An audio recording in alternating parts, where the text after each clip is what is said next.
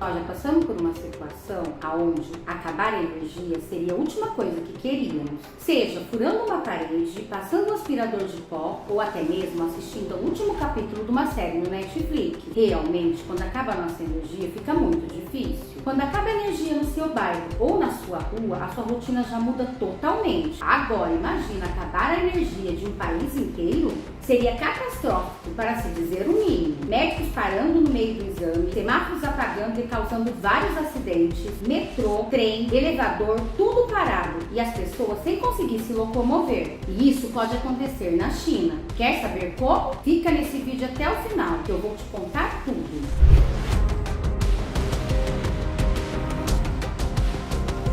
Como pode um dos mais importantes países do planeta parar por falta de energia? Não podemos negar que a humanidade no último século está totalmente dependente da energia elétrica. Para comunicar, para se locomover, para tudo. Nós mesmos nos colocamos numa armadilha e não conseguimos sair dela. Para quem não sabe, a China é o país localizado na Ásia Oriental e é o país mais populoso do mundo, com mais de 1,4 bilhões de habitantes. A economia da China é uma das mais importantes do mundo e tem crescido rapidamente nos últimos anos. Em 2020, a China foi responsável por cerca de 15% do PIB e é também o segundo maior país em termos de PIB nominal, perdendo somente para os Estados Unidos. A China adota uma política econômica de economia mista, o que significa que suas empresas podem ser tanto estatais, pertencentes ao governo, quanto privadas. O país é um importante exportador de produtos manufaturados, como eletrônicos, roupas, brinquedos e também um importante parceiro comercial para muitos países. Além disso, a China tem um setor de serviço em crescimento, incluindo turismo, transporte e tecnologia da informação. Ou seja, é um país que requer e consome grande quantidade de energia. A China é um país com uma matriz energética diversificada e utilizado uma ampla variedade de fontes de energia, incluindo carvão, gás natural, hidrelétrico, nuclear e renováveis.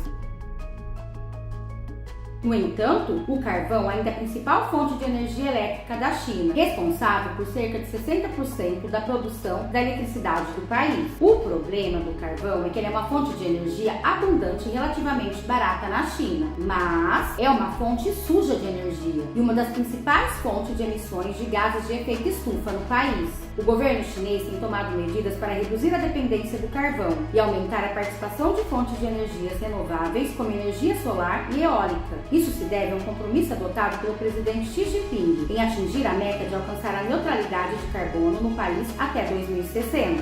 A China, como uma das principais consumidoras mundiais de carvão, tem recebido forte pressão internacional para reduzir este consumo e, assim, ajudar no controle da emissão de gás carbônico na atmosfera. Para acalmar os ânimos internacionais, o país chegou a decretar regras mais rígidas para o controle do consumo do carvão no país, o que desagradou muitos críticos do governo. Junte a este fato, o estoque de carvão da China ter chegado a patamares nunca vistos antes, fazendo com que o preço deste produto tivesse uma grande alta, e um embargo a seu principal fornecedor, a Austrália, que questionou o país sobre suas atitudes em relação à pandemia da Covid-19. Temos também diversas áreas produtivas na China tendo apagões repentinos, que se tornaram cada vez mais frequentes.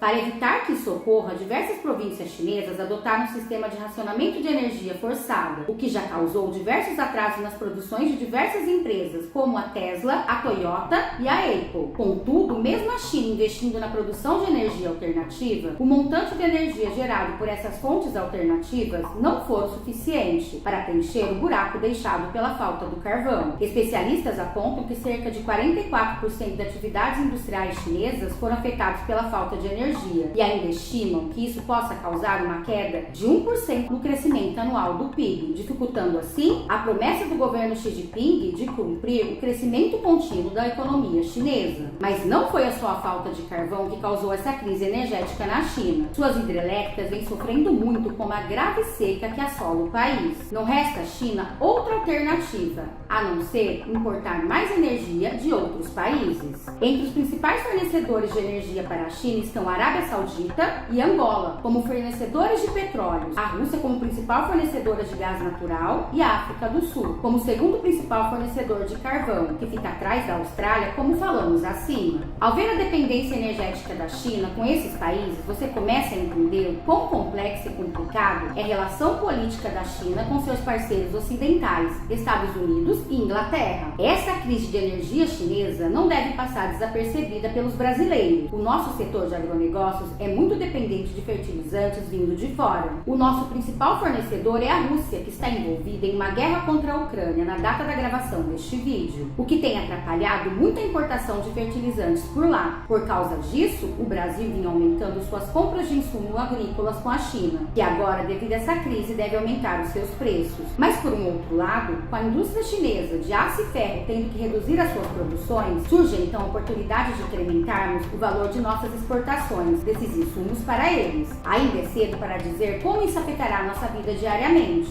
mas devemos ficar atento a esse assunto. Essa não é a primeira crise energética da China. Lá pelos anos de 1997, o país passou por algo semelhante devido a uma grande seca que ocorreu no país. Desde então, o país vem investindo pesadamente no que pode ser a maior revolução energética mundial, desde a descoberta do elétron, a energia gerada pela fusão nuclear. O reator de fusão nuclear é um tipo de equipamento que reproduz o que acontece no interior de uma estrela, ou seja, a geração de energia através da fusão de núcleos de átomos. Esse tipo de geração de energia é considerado uma fonte de energia limpa e renovável, pois não produz emissões de gases que causam efeito estufa, e os combustíveis utilizados na geração de energia são basicamente o hidrogênio, o gás mais abundante da nossa atmosfera. A China tem investido pesadamente em tecnologia de fusão nuclear, tendo os maiores programas de fusão nuclear do mundo. Em 2016, o país apresentou seu primeiro reator experimental de fusão nuclear, EST, que é utilizado somente para realizar experimentos de fusão. Contudo, a China tem intenção de entregar até 2030 o primeiro reator de fusão comercial do mundo. Será que na próxima década não teremos mais nenhuma crise energética no mundo? Mas até lá, como a China irá resolver os seus problemas energéticos, já que ela deve manter as suas metas de crescimento, aliada a uma redução constante de sua poluição na atmosfera?